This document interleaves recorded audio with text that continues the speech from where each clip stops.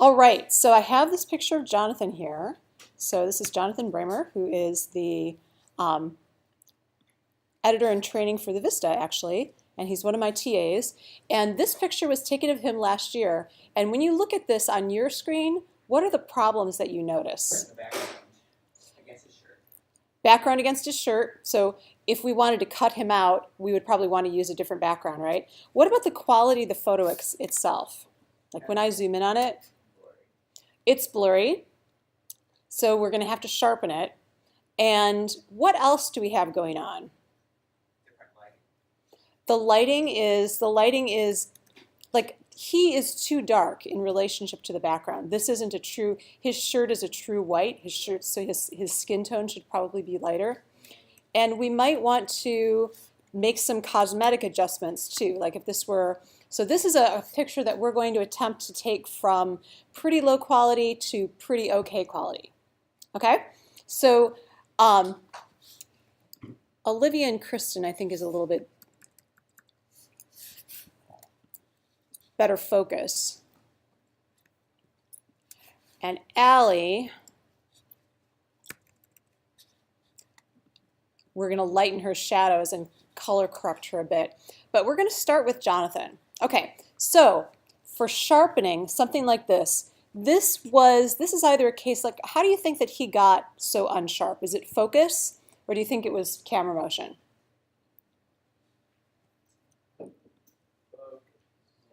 I think it's focus too. So what we're going to do is we're going to use our filters. And remember I said only use Smart Sharpen or Unsharp Mask. Well, we played with Smart Sharpen last time. We're going to play with Unsharp Mask this time. And I'm going to make sure I'm on the right layer. That would be good. So Filter, Sharpen, Unsharp Mask. And I'm going to click on when I unsharp mask, I get this little window, and I am going to click on, remember we talked about the eyes. Now his eyes are behind glasses, so it's a little bit harder for us to make adjustments. But this is actually a really fast, easy, and fun way to sharpen. Unsharp mask, you can actually do more than once. So sometimes people will do double pass sharpening.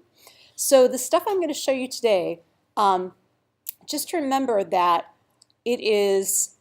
every image is different and everyone's retouching techniques are different, but here's before and here's after.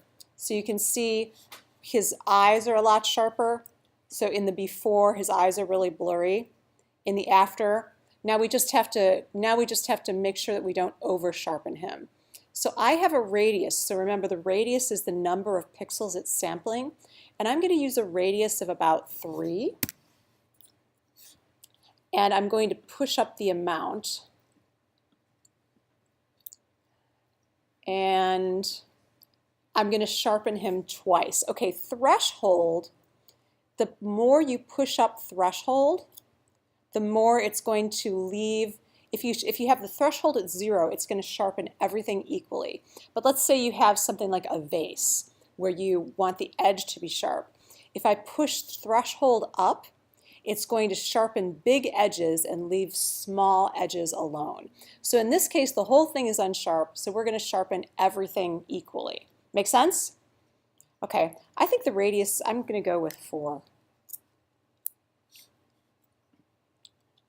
All right, so I'm going to so I ended up with a sharpening amount of 75%, and I'm still, you can get really finicky about this. I went back to 3, so I'm ending up with a sharpening amount of 75% and a radius of 3 and a threshold of 0 because we want to sharpen everything.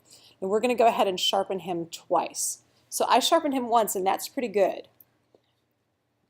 Now I'm going to take this background layer because I would like to use it. I want to keep my versions. So I'm going to take this background layer, drag it to the new layer button, and I'm copying it right now. So I should end up with, so I'll just pull my layers panel out so you can see that. So I have the background, and I have background copy. So I'm going to start working on background copy. Background copy, I'm going to sharpen that again. So I'm going to do filter, sharpen, unsharp mask. I'm going to sharpen a little bit less this time.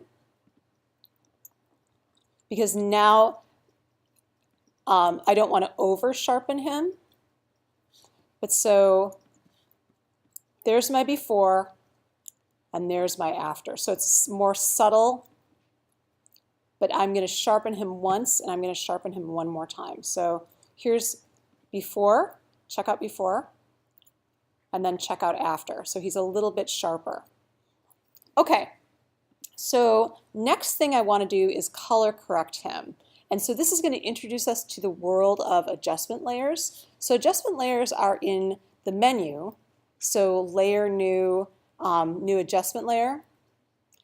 So you can find them all in the menu, but they're also down here in the layers panel under, it looks like a little circle with that's cut in half, half of it's black, half of it's white.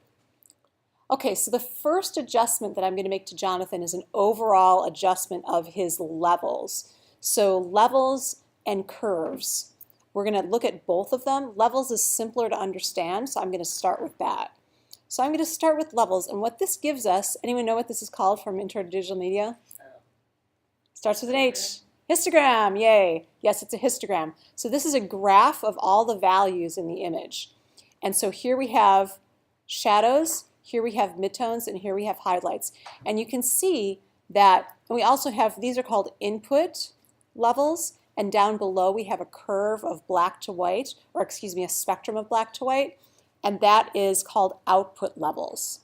Okay, so we use input levels when color correcting an image, and we use output levels when we're outputting that image to press or to print, which is an important part of this class. Okay, so if I drag my white pointer down to the point where the white values start, here's normal. Now if I drag this to the point where whites start in the image, I get a much more natural, although it's very contrasty, view of Jonathan. And now I'm going to, let's see if we have any true blacks. Not really.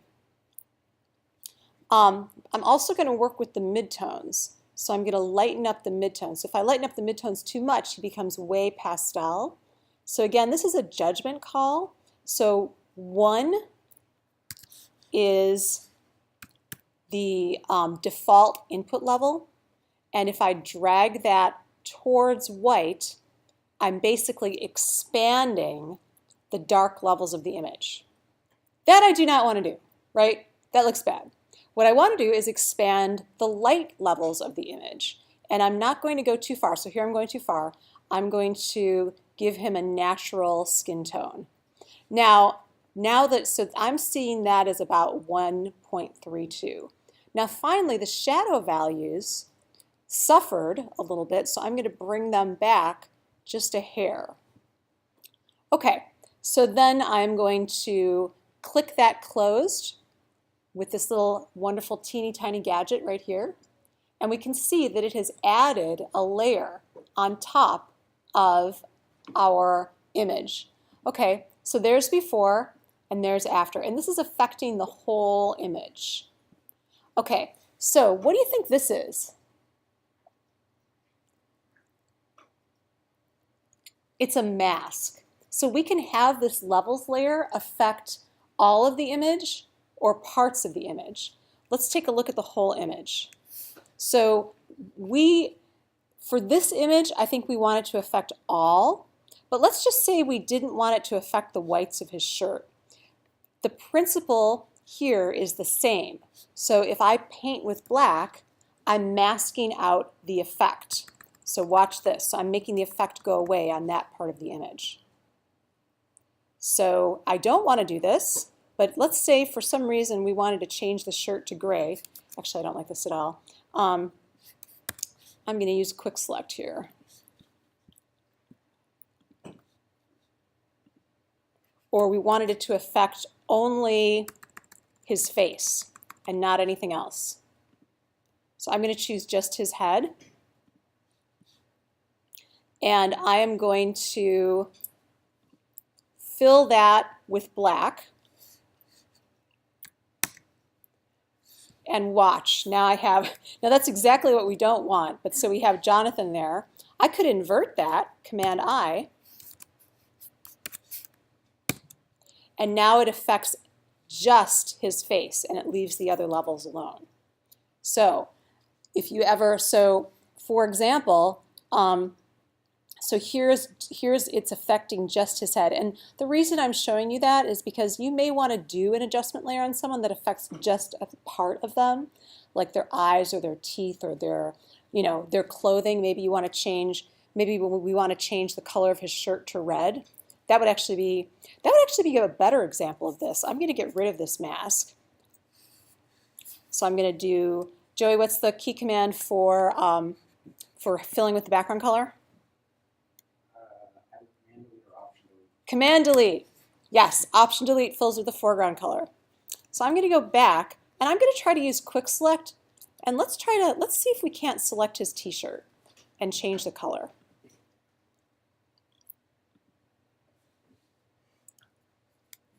So remember, Option makes the selection smaller.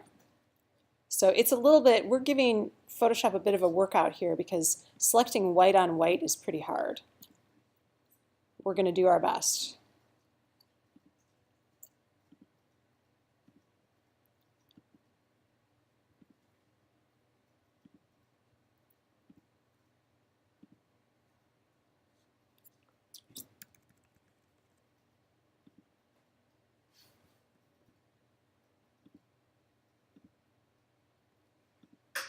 Okay, so I've done a pretty rough selection of Jonathan's t-shirt. And I'm going to nibble out a piece of that using the lasso tool. Remember, Shift adds, Option subtracts.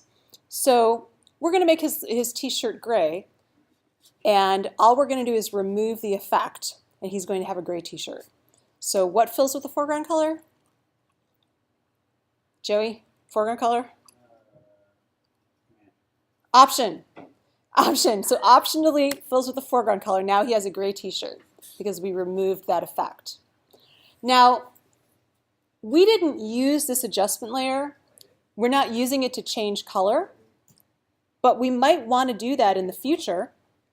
So we're going to save this selection for future use because we are going to change the color of his t-shirt. Okay, so I want everybody, after you have selected Jonathan, to go to Select and go to Save Selection. So it's all the way at the bottom, Save Selection. And I'm going to save it in a new channel, and I'm going to call it T-shirt. And we're going to look at that in a minute. Okay, and this Ashley has a question, so this will end part 1 of my video.